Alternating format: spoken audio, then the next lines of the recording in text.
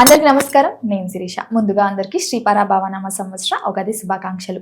ప్రస్తుతం మనతో పాటు ఉన్నారు ప్రముఖ ఆధ్యాత్మికవేత్త, శ్రీ శుభంకరి పీఠం వ్యవస్థాపకులు, స్మార్త నరహరి బ్రహ్మశ్రీ దుగ్గిరాల యాజ్ఞవల్క్య దిలీప్ శర్మ గారు. గురుగారితో మాట్లాడతాం.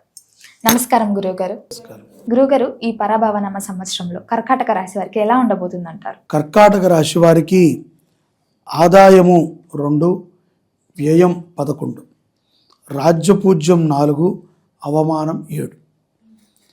ఆదాయానికి మించి ఖర్చులు డబల్, త్రిబుల్, ఫోర్బుల్ చాలా ఎక్కువైపోయింది. ఖర్చులు ఉంటాయి సర్వసాధారణంగా. ఈ యొక్క సంవత్సరానికే శ్రీ పరాభవనామ సంవత్సరము అని మనకి రానున్నది ఉగాది. చాలామంది అనుకుంటున్నారు కదా, ఈ పరాభవము అంటే కనుక ఏదో అంతా పరాజయాలే ఉంటాయి. మనకి అపరాజితాదేవి అనుగ్రహం కంటే కూడా పరాజితాదేవి అనుగ్రహం ఎక్కువగా ఉంటుంది. ఒక్క సంవత్సరము కర్కాటక రాశి వారికి గురుడు మార్పు చాలా సత్ఫలితాలను ఇచ్చినప్పటికీ తెలియనటువంటి ఒక రకమైనటువంటి మానసిక వేదనకి ఎక్కువగా గురవుతారు ఈ కర్కాటక రాశిలో ఎవరుంటే వాళ్ళు. అది చెబితే నలుగురు సలహా ఇస్తారు, ఏదో హేళనగా మాట్లాడతారు అనే భావన ఒకటి ఉంటుంది. రెండోది, చెప్పకపోతే ఎట్లా మరి, ఇది చెప్పకపోతే నలుగురికి తెలిసిన విషయం కదా అడుగుతారు. కొన్ని సందర్భాల యందు అబద్ధాలని కూడా నిజాలుగా ప్రదర్శిస్తారు కర్కాటక రాశి వారు సందర్భానుసారంగా. కాబట్టి ఆలోచనతో, విఘ్నతతో వ్యవహరించడం చాలా అవసరం. ఇక్కడ ఒకళ్ళ కోసం మనం బతకట్లేదు, ఒకళ్ళ కోసం మనం తినట్లేదు, ఒకళ్ళ కోసము మనము ఏ పని చేయట్లేదు. మనకి నచ్చిన పనిని మనము ఎంతో ఇష్టముతో, ప్రేమతో చేస్తున్నాం. ఈ చేసేటువంటి పని మీద మనకి శ్రద్ధ, ప్రేమ, నమ్మకము కూడా ఉండాలి. ఉద్యోగస్తులు ఏదో బాస్ కోసం పనిచేస్తున్నట్టు ప్రవర్తిస్తే మాత్రం మీకు ఇంకో 10 ఏళ్ళు చేసినా మీరు గొడ్డు చాకిరీ చేయాల్సింది. ఇది నాది, నా వ్యవస్థలో నేనంటూ ఒక మైలురాయిని పొందగలగాలి అనుకుంటే తప్పనిసరిగా మంచి గుర్తింపు వస్తుంది. ఈ సంవత్సరము చాలా చక్కగా ఆలోచన రావాలి. అంతే తప్ప ఏముందిలే 150 మందిలో నేను ఒకడిని, నాకు జీతం ఇస్తున్నారు, నా నెంబర్ 16, నేను వెళ్ళి జీతం తీసుకుని వస్తున్నా, వాడు చెప్పిన పని ఏదో చేసి ఆడ పడేస్తున్నా అన్నట్టు ఉంటే మనం ఎదిగినట్టు కాదు. అది ఎప్పటికీ మన జీవితంలో మనకి సంతృప్తిని ఇవ్వదు. మన యొక్క ప్రవర్తనతో మనం సంపాదించిన సంపాదన, దానిని మనం ఖర్చు పెట్టేటువంటి పిల్లలు కానీ, కుటుంబం కూడా అలాగే ఉంటుంది. ఎందుకంటే ఇదే కదా, ఈ శ్రమార్జితమే నీ పిల్లలు స్కూళ్ళకి వెళ్తుంది, ఈ శ్రమార్జితమే నీ తల్లి ఆరోగ్యానికి వెళ్తుంది, ఈ శ్రమార్జితమే నీ హాస్పిటల్ ఖర్చుకి వెళ్తుంది. సో దీని యొక్క ఫలితం వాడిని నువ్వు ఎంత ధిక్కరించి జీతం తీసుకున్నావు, అంతే ధిక్కరింపుతో నీ కొడుకు చదువుతాడు, అంతే ధిక్కరింపుతో డాక్టర్ వైద్యం చేస్తాడు, అంతే ధిక్కరింపుతో రేషన్ వాడు రేషన్ ఇస్తాడు. సో ఇవన్నీ జరిగినప్పుడు ఈ యొక్క ఫలితం అంతా మన మీద ఉంటుంది.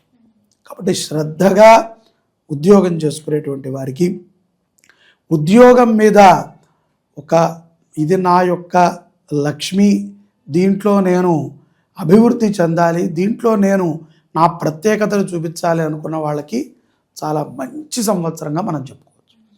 ఎవరైతే దానిని వాడుకుంటూ ఉంటారో వాళ్ళైతే కష్టపడాలి. వ్యాపారస్తులలో కూడా చాలామంది వీళ్ళతో కలిసి, కొంతమంది ఈ యొక్క కర్కాటక రాశి జాతకులతో కలిసి వీళ్ళ యొక్క కంపెనీకి సంబంధించినదో, వ్యాపారానికి సంబంధించిన ప్రొడక్షను, వేరే వేరే విధానాలలో అభివృద్ధి చేయడానికి ముందుకొస్తారు. అటువంటి వారితో కూడా కులంకషంగా చర్చించి నిర్ణయాలను తీసుకుంటాం మంచిది.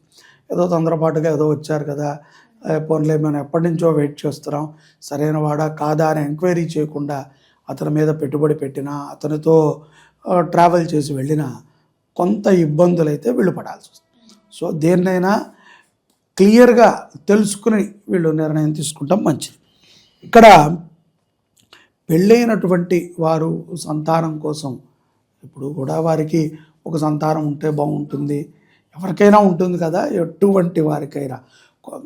భార్యాభర్తల్లో భర్తకు లేకపోతే భార్యకు ఉంటుంది, భార్యకు లేకపోతే భర్తకు ఉంటుంది. ఎవరికో ఒకరికి వచ్చిన పిల్లవాడు ఉంటే మన ఇంట్లో మనకు కూడా సందడిగా ఉంటుందని. అయితే కొంత ఈ యొక్క గర్భకోశమైనటువంటి సమస్యలను కూడా ఈ సంవత్సరం మే ఏప్రిల్ దాకా కొంత ఉంటాయి. ఏప్రిల్ తర్వాత గర్భం వచ్చినటువంటి వారికి సత్సంతానం కలిగేటువంటి ప్రాప్తి ఉంటుంది. ప్రకృతిపరమైనటువంటి వైద్యాల మీద కూడా మీరు బాగా పరిశోధన చేస్తారు. అటువంటి వైద్యాలను చేయించుకుంటాం. చాలామంది ఈ మధ్యన న్యూట్రిషన్స్, బాడీ తగ్గాలనో లేకపోతే ప్రశాంతత లభించాలనో యోగా చేయాలనో ఏదో అనుకుంటున్నారు. సో అటువంటి ఒక ఆధ్యాత్మికమైనటువంటి చింతనలో కర్కాటక రాశి వారు కూడా ఈ సంవత్సరం జాయిన్ అవుతారు. కొంత మానసికమైనటువంటి ప్రశాంతతను కూడా పొందగలుగుతారు. ఆర్థిక పరముగా కూడా మార్చి నుంచి కొంత వనరులు పెరుగుతాయి. పూర్వ రుణాలని తెరుచుకోగలుగుతారు. గృహ సంబంధితమైనటువంటి విషయాల ఎందుకు కూడా బంధువులతో, మిత్రులతో 1కి 100 సార్లు చర్చించి ఒక మంచి నిర్ణయాన్ని తీసుకుంటారు.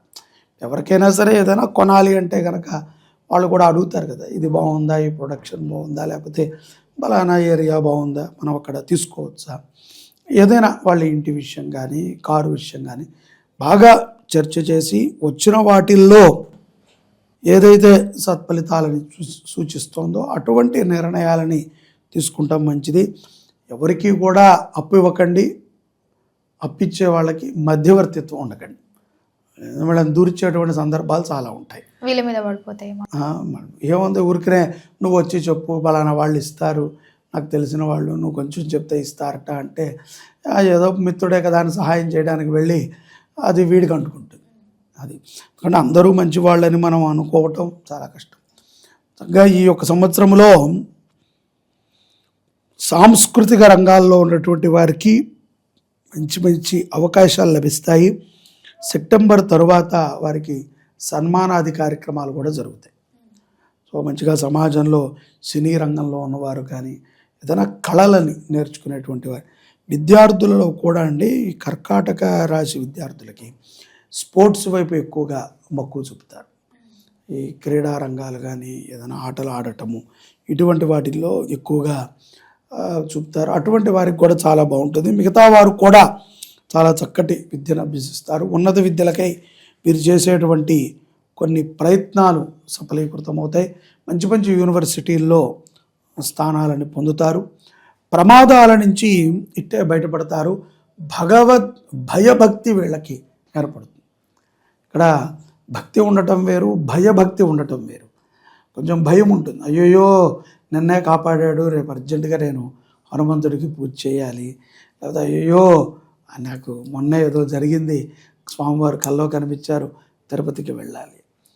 నేను చెప్పొచ్చేది ఏంటంటే, కర్కాటక రాశి జాతకులు ఎవరైతే గనక ఈ మొక్కులు తీర్చుకునేటువంటి వాళ్ళు ఉన్నారో, ఏదైనా గతంలో మీరు ప్రామిసులు చేసుకుని ఉంటే అది ఈ సంవత్సరం సెప్టెంబర్ లోపు ఆ మొక్కులన్నీ తీర్చుకోండి. వాటిని మీరు తీర్చుకోవటం ద్వారా మరింత అభివృద్ధి చెందుతారు. అంటే అదేదో పరమాత్మకి నువ్వు ఇవ్వటం వల్ల ఆయన నీకు ఇచ్చేది కాదు. కాకపోతే నీ మాట నువ్వు నిలబెట్టుకోవటం. ఆయనకో మాట ఇచ్చావు, ఆయనకి కదా ఇచ్చావు మాట, నిలబెట్టు.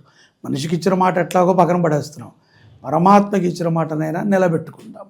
అంతే తప్ప లంచం ఇస్తే మనకి ఆయన సర్వసుఖాలు ఇవ్వడు. నీ ప్రారంధానుసారంగా వస్తాయి. వచ్చినప్పుడు నీకు తెలియచేస్తాడు. దైవాన్ని నువ్వు ఆరాధన చేస్తూ ఉంటే కష్టం వచ్చే ముందు నీకు తెలియచేస్తాడు, జాగ్రత్త పడు సుమా అని. పట్టం కామను, ఈసారి పడ్డప్పుడు తలకి తగలకుండా ఏదో చిన్నగా గీసుకుంటుంది అంతే. పడకుండా అయితే ఆపడాయన, పడతావు కదా, ఆ పడే దగ్గర ఏదన్నా కొంచెం నీకు మెత్తదనాన్ని ఇస్తాడు అంతే. అంతవరకే చేయగలడు తప్ప పూర్తిగా పడటం మానేస్తే అసలు భగవంతుడు ఉన్నాడన్న విషయమే మనం మర్చిపోతాం. పడేయాలి, పడేస్తేనే కష్టం. ఇది చిన్న చిన్న కష్టాలు సర్వసాధారణంగా వస్తాయి. వాటిని జాగ్రత్తగా మనం ముందుకు తీసుకువెళ్తూ ఆరోగ్యపరంగా కూడా కొంచెం వ్యాయామం చేయటము, కొంచెం ఛాతికి సంబంధించినటువంటి పరీక్షలని తరచుగా ఆచరణ చేయటము, డాక్టర్లు చెప్పిన విధంగా సలహాలను తీసుకుంటాం, మంచి ఆహారాన్ని తీసుకుంటాం, శాకాహారములో ఉండటము, అలాగే అన్నదానము చేయటము అటువంటివి చాలా సత్ఫలితాలను వీటికి వెళ్ళగిస్తాయి. గురుగారు, మరి మొత్తం ఇది సంవత్సరంలో కర్కాటక రాశి వారు ఏ దైవాన్ని పూజిస్తే ఎలాంటి పరిహారాలు చేసుకుంటే బాగుంటుందంటారు? ఈ సంవత్సరము వీళ్ళు విష్ణుమూర్తిని ఎక్కువగా ఆరాధన చేయడం మంచిది. విష్ణు ఆరాధన, ఆ, పూర్వకాలపు వెంకటేశ్వర దేవాలయాలు, అటువంటి దేవాలయాలలో ఏదైనా పానకము కానీ ప్రసాదాలను కానీ పంచిపెట్టడము, అలాగే శనివారము పూట అన్నదానము చేయటం, ఎక్కడైనా సరే అన్నదానాన్ని చేయటము, ఆవుకి ఏదైనా ఆహారాన్ని సమర్పణ చేయటము ఈ సంవత్సరం వీరికి సత్ఫలితాలను ఇస్తుంది. ముఖ్యంగా ఎన్నో కష్టాల నుంచి బయటపడేస్తుంది వీళ్ళని. గురుగారు, మొత్తం మీద 2026లో కర్కాటక రాశి వారికి ఎలా ఉండబోతుంది, ఎలాంటి జాగ్రత్తలు తీసుకోవాలో తెలియజేసినందుకు ధన్యవాదాలు.